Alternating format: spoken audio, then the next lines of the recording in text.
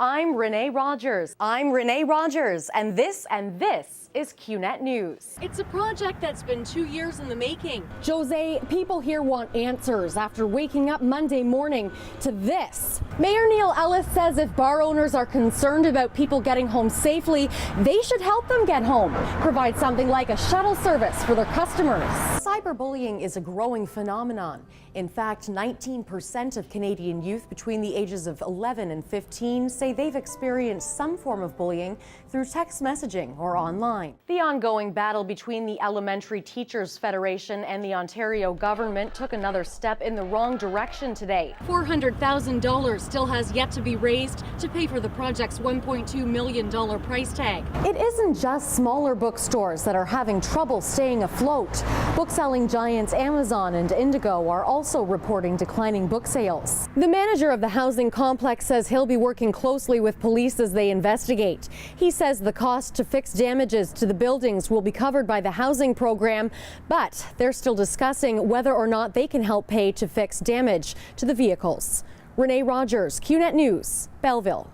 It's Saturday night and the bar is closed, but the young partiers aren't going home. Only 2 or 3 cabs show up. Yeah, and there's hundreds of people looking for them. Joe Lentini is one of the owners of Matt and Joe's nightclub. He says there aren't enough cabs to take everyone home from the bar on weekends, leaving the club goers to fend for themselves. In the wintertime, they hang out inside the bank where it's warm.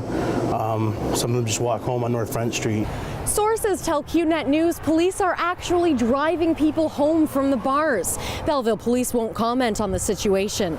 Lentini is calling on the city to get more cabs on the roads overnight on Fridays and Saturdays. He says without them, it could turn into a deadly situation. People can be tempted to drink and drive if they have their keys on them, especially if they had a few drinks and the judgment's off. Mayor Neil Ellis says if bar owners are concerned about people getting home safely, they should help them get home. Provide something like a shuttle service for their customers. They may have to. The manager of the city's largest fleet of taxis admits there aren't enough cabs to go around at closing time, and that can cause problems for drivers. You drive up to a bar that's got 50, 60 intoxicated people. Not necessarily they're making trouble, but okay, well, that's my cab. No, it's my cab. And you get that constant fight and bickering, which quite often escalates into violence. It can escalate into spitting on the cab, damage to the cab. People that have had too much to drink are a reason many drivers avoid the night shift, like this Central taxi driver. Have you ever had any problems with someone throwing up in your cab? Oh, yeah. Tell me about that. What happens then? You're done for the night. You got to take the car down and have them go clean it. But Mad Quinty president Doug Norman says it's not all up to the cab companies to get partiers safely home. A lot of the responsibility to get home safely comes down to the person who's actually at the bar. They can rely on different ways of getting home, such as a designated driver. That's been around for years. Central says it's been looking at new incentives to attract drivers so more cabs will be available on busy bar nights. Until then, Matt and Joe suggest calling a taxi early to avoid getting left behind. Renée Rodgers, QNet News, Belleville. Jose, people here want answers after waking up Monday morning to this. And apparently, it's not the first time. Residents of 424 Bleecker Avenue had better things to do than scrub a mess.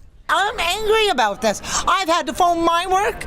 I've had to tell them I can't come in because I've been up all night cleaning. Sheila Barnes' friend woke her up in the night to tell her about the damage to her car and home. My top window was all painted blue. My mailbox is painted blue. My door was blue from the window ledge down. They've done all this wonderful structure here. She wasn't the only one. Several other residences were also hit, and the smell of ashes still lingered in the air that morning.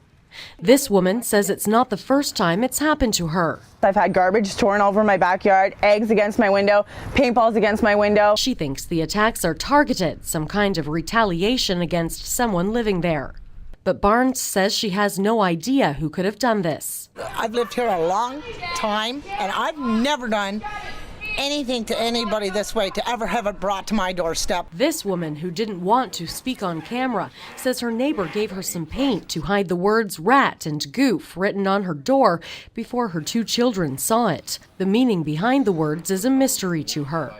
Hastings Housing says residents won't be responsible for paying to fix the damages, but some say that doesn't make up for everything. That takes time out of my life with my son and everything else I need to do. She's hoping it's the last time she'll be stuck cleaning paint from her door.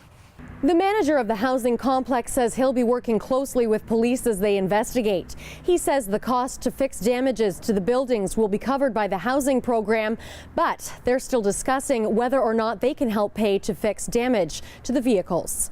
Renée, Rodgers, QNet News, Belleville. That's our show for today. For these stories and more, visit qnetnews.ca. I'm Renée Rodgers. Thanks for watching.